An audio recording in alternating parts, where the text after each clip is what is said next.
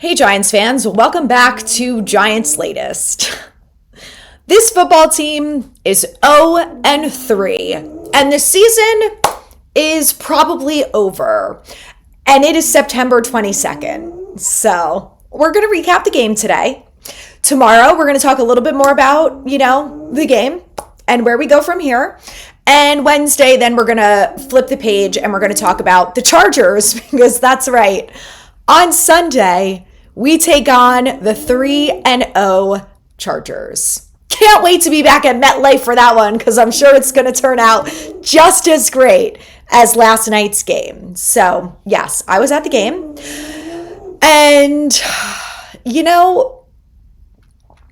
there's so much that is so frustrating about this team and the way that they do things. But the absolute worst part, in my opinion, is that they make the same mistakes over and over again. And there is never a lesson learned. Never. It's like, let's just keep throwing shit at the wall and maybe it's going to stick this time. But it's, that was going to be a gross analogy. I'm going to stop that right there. But you know what I mean. What they're doing is not working. So let's, before the game even starts, already immediate stress. Do you want to know why? Because it is announced that during pregame warmups, our kicker, one of the best players on this team, has an injury. A groin injury that he suffered during the pregame warmups. Now, not only is this the second instance where the Giants have a kicker issue. No.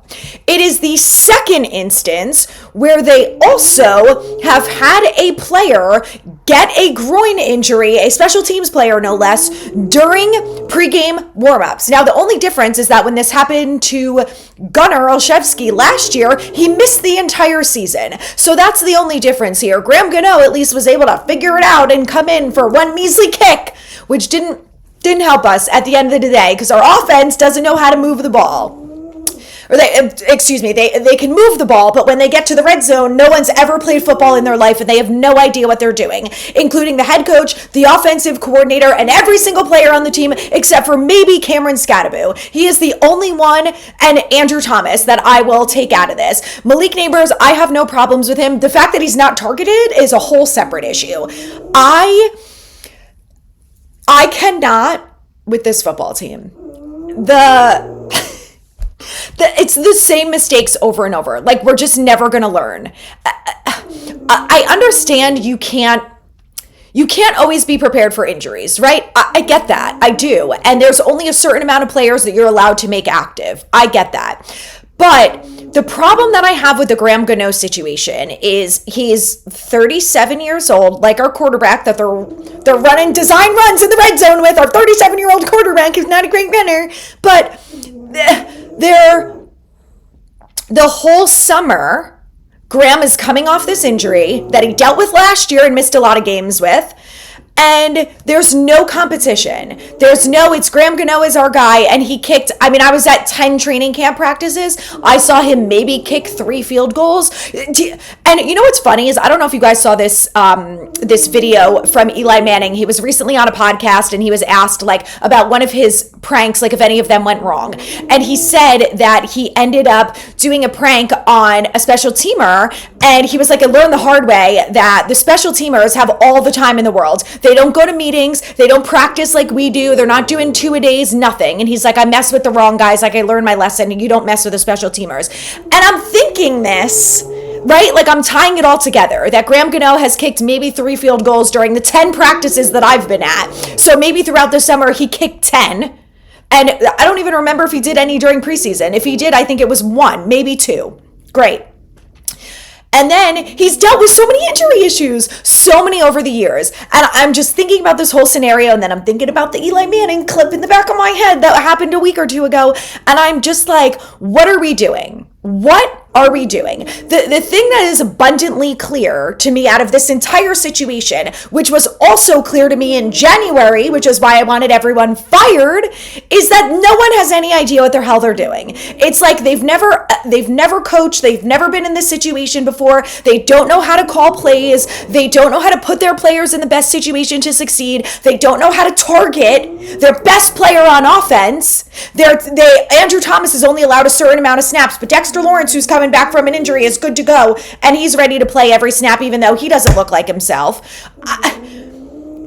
The decision making is truly mind-boggling, and I understand that Joe Schoen was not a GM and Brian Daboll was not a head coach before they got here, so that was a little concerning to me. I get it. You can't always pick someone who's had that type of experience, but now the Giants as a whole are 0 for 5 on coordinators that they have turned into head coaches. And this, I'm talking about only in the last, 9 years since Tom Coughlin got fired. Ben McAdoo, Joe Judge, Pat Shurmur, Brian Daboll, and I think there was someone probably in between. 0 for 4. Great odds. Great odds. I don't understand what runs through their head on a regular basis. And the reason why the kicker thing is so frustrating, again, aside from the fact that it's happened before, aside from the fact that they're never prepared with any sort of backup, is that Jalen Hyatt is still on this goddamn roster. He is still taking up a roster spot. And when I saw Jalen Hyatt get on the field for a whopping 1 or 2 snaps in garbage time, when the game is over, when it's 22-9 and there's 2 minutes left, let's put Jalen Hyatt in the game. And let's throw Malik Neighbors, our best player on offense, and probably this whole football team, let's throw him a hospital ball.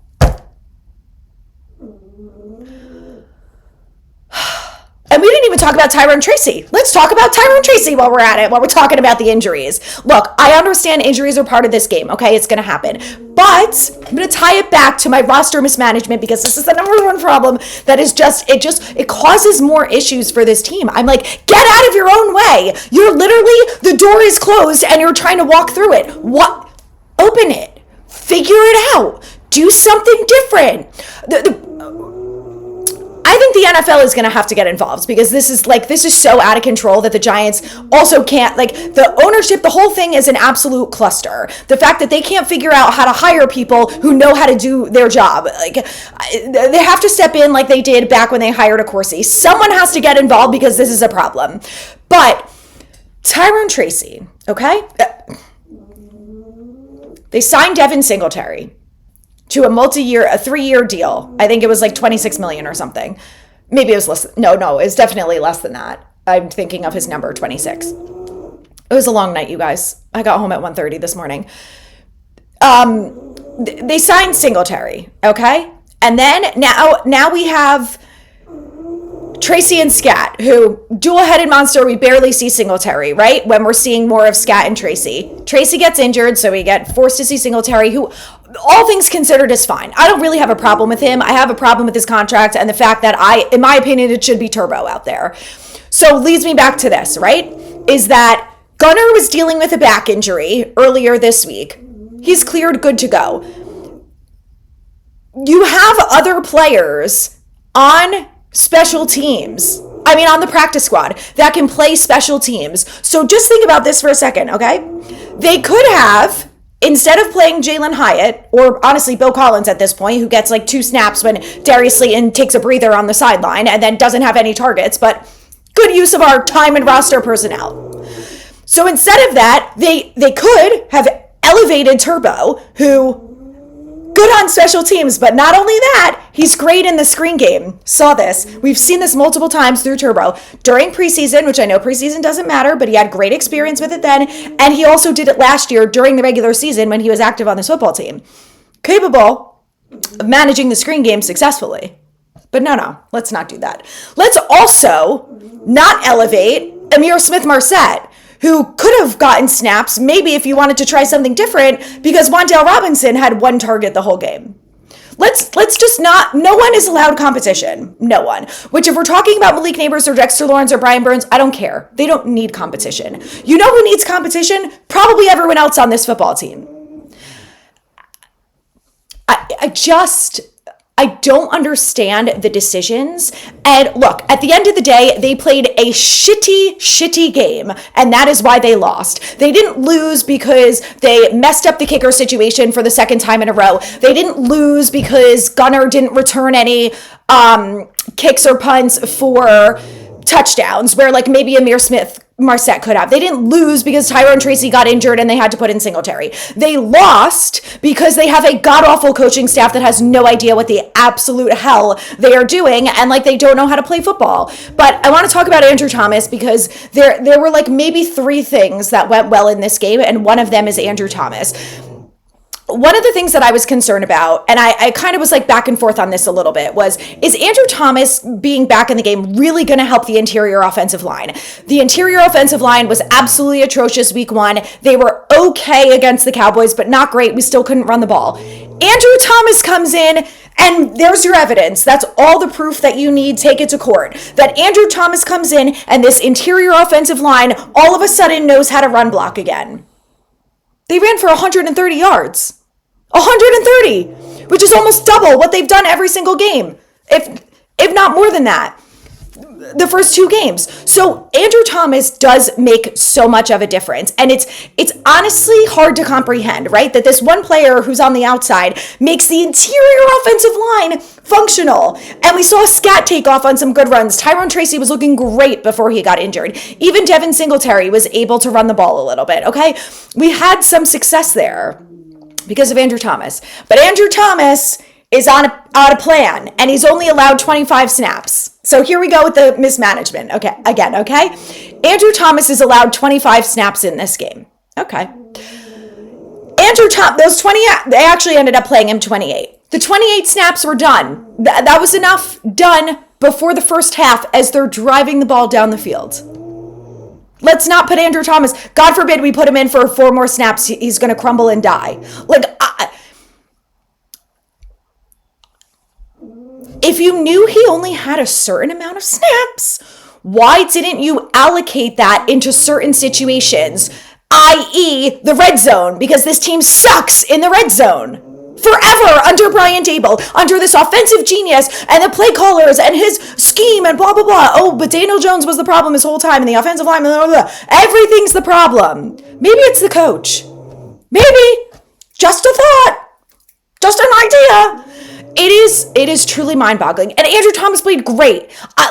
Having him back was the highlight of the game. Him and Cameron Scadaboo, 2 players that I'm like, thank God you got, like, there's 2 positive things that I can talk about after this god-awful showing of a football team at home, no less, on Sunday Night Football, when again, you don't have the 1-18 Daniel Jones primetime record. And the Chiefs literally tried to give them the game, which never happens. Have you ever seen Patrick Mahomes miss so many throws? Never in my life. Never have I seen the Chiefs be as undisciplined and have as many penalties as there were. And the refs were not great as a whole, okay? They missed the face mask on Cam.